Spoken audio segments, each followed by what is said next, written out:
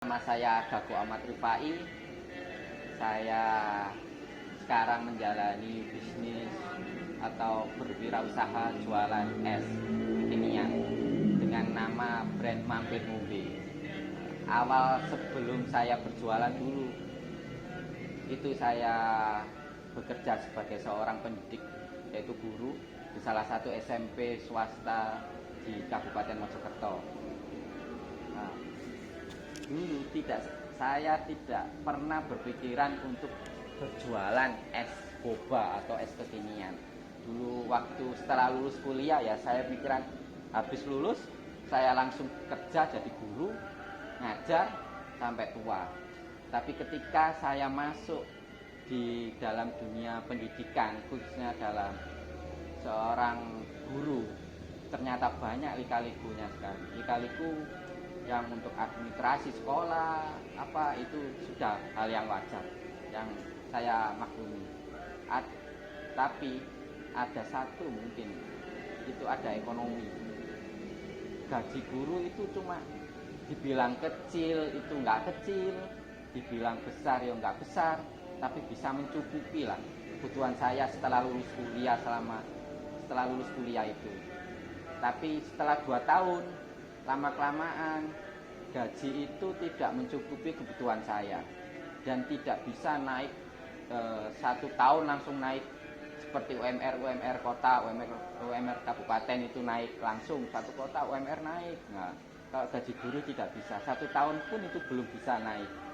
Nah, dari situ saya nggak bisa menuntut apa-apa. Saya nggak bisa nuntut kerja dari guru harus digaji seperti ini, sebesar ini. Saya nggak bisa apa-apa. Ya, saya cuma berpikiran, apakah saya harus menerimanya kerja jadi guru itu dengan gaji seperti ini? Kebutuhan saya juga banyak. Belum lagi saya bukan tanggungan keluarga, saya belum berkeluarga. Cuma kan punya keluarga saya, orang tua, adik-adik saya yang masih sekolah. Apakah orang tua saya yang sudah tua tapi mencukupi kebutuhan keluarga sendiri, saya nggak bisa membantu. Lah itulah awal mula saya. Apakah saya tetap jadi guru dengan gaji sekian, tidak bisa dapat banyak? Apakah bisa seperti ini saja? Akhirnya saya punya itu harapan awal saya itu pengen berdagang, berwirausaha. Itu yang paling, menurut saya sendiri itu paling cepat untuk mendapatkan uang dibandingkan saya melamar di perusahaan atau di pabrik-pabrik, itu belum tentu diterima. Terus dengan keadaan saya juga waktu itu mengajar, jadi saya cuma berpikiran harus punya kerja sampingan apa? Nah itu saya berpikiran ingin berwirausaha. Untuk berwirausaha itu seperti apa? Saya masih bingung waktu itu. Saya nggak punya gambaran sama sekali. Mau jualan apa? Seperti apa itu nggak punya. Ya selama 3 bulan itu saya lihat YouTube, lihat sekeliling orang-orang jualan itu apa yang laku, yang laris. Nah, saya lihat itu terus minta saran-saran ke teman-teman saya jualan apa. Akhirnya saya ngambil keputusan yang paling simpel dan paling efisien dalam waktu saya paginya mengajar, sorenya jualan. Itu saya menemukan itu jualan es kekinian. Es kekinian yang seperti boba, ada topping-topping bobanya, es coklat, red velvet, milk tea. Nah, seperti itulah saya awal mulanya itu. Gambaran saya seperti itu. Tapi sebelum buka berjualan itu saya itu mencari resep, bikin kayak rombong. Nah, itu titik terendah karena tidak ada yang mendukung saya.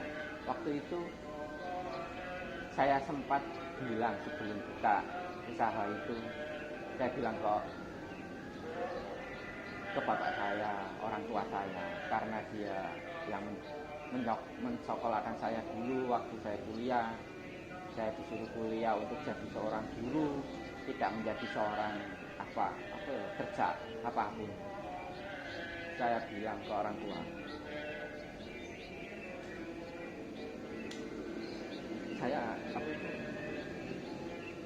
Pak, saya mau berjualan.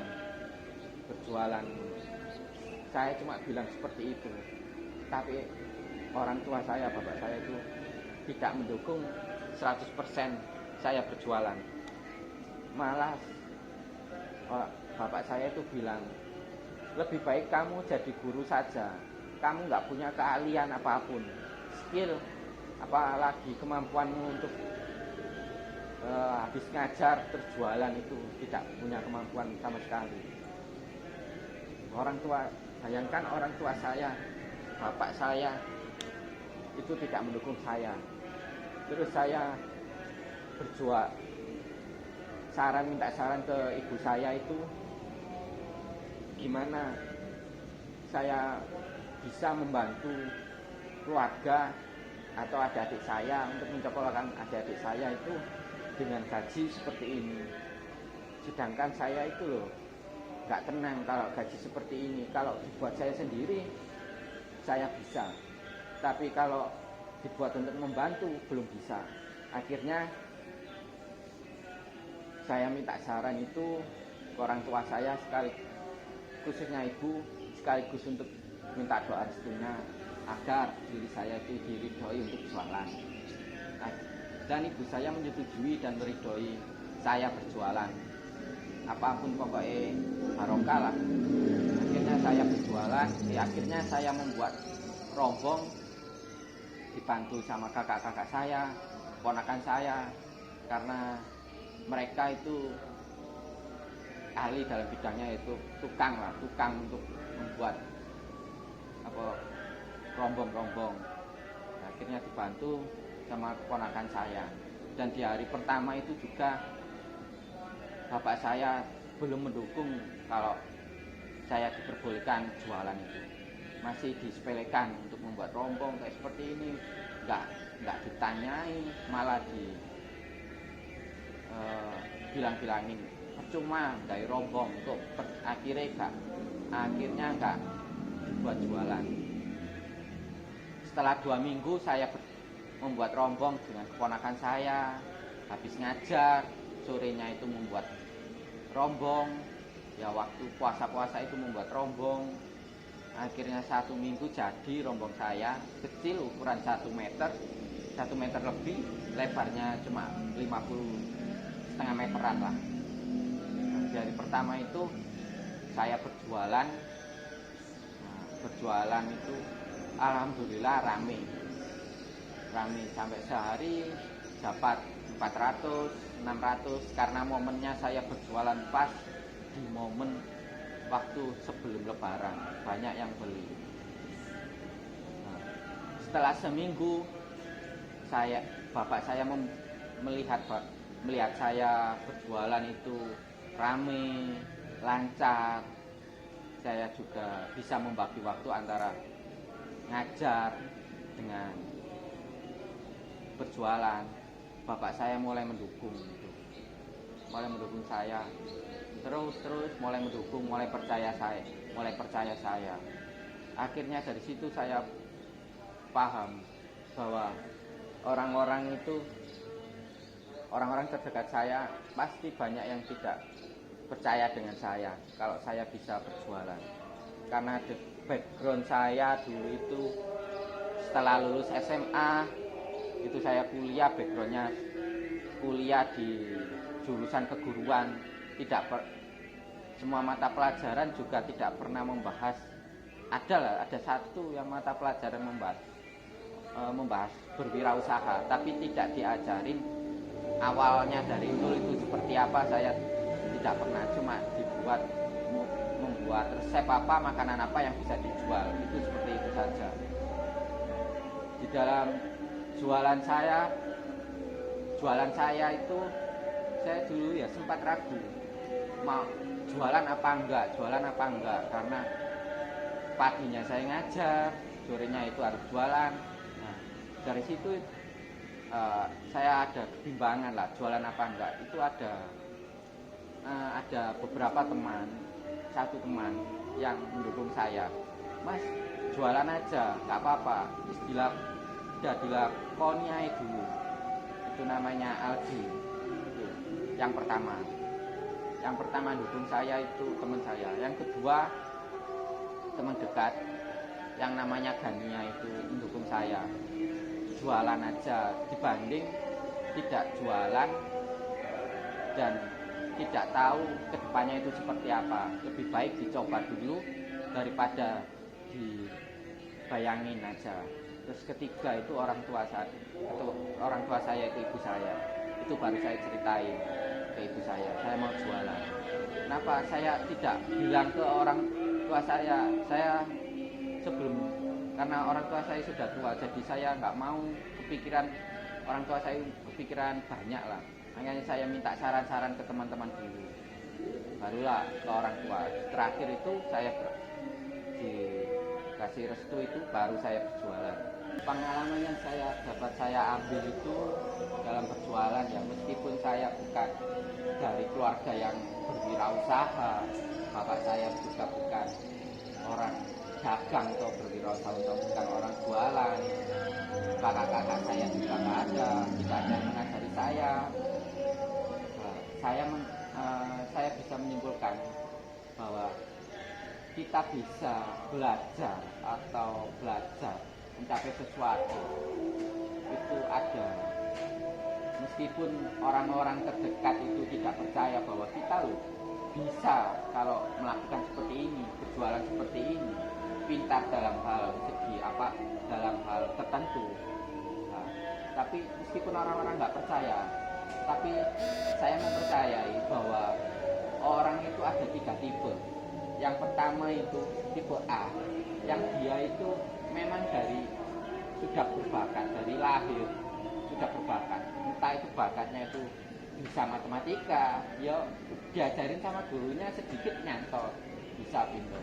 Atau bakatnya itu nyanyi, diajarin sedikit nyanyi. Nah, tipe B itu seperti saya, yang tidak punya bakat sama sekali untuk berjualan. Saya tidak punya bakat sama sekali, tapi saya punya niat, kalau niat untuk belajar. Akhirnya niat belajar dan dukungan orang-orang sekitar, meskipun tidak banyak, hanya beberapa. Itu tipe B yang saya gambarkan seperti cuma bisa 40% dalam menguasai hal tertentu, tapi lama-kelamaan karena niat dan dorongan semangat orang-orang terdekat akhirnya menjadi 100%. Dan tipe C yang terakhir ini tipe C, alhamdulillah saya bukan tipe C. Kalau tipe C ini orang yang 40% sama seperti tipe B, 40%, tapi dia tidak didukung sama lingkungannya, orang-orang terdekat, dan tidak punya niat sama sekali. Akhirnya itu tetap 40%, tidak bisa menguasai apapun.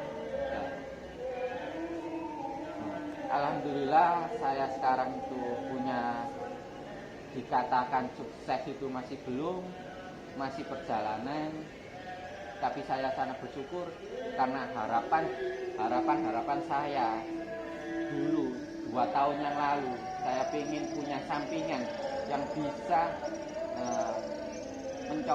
yang bisa memberi masukan finansial meskipun saya menjadi seorang guru. Itu akhirnya terwujud, yaitu berjualan. Selama 2 tahun ini susah senang, eksperimen, beli bahan-bahan sendiri, buat sendiri, jual sendiri.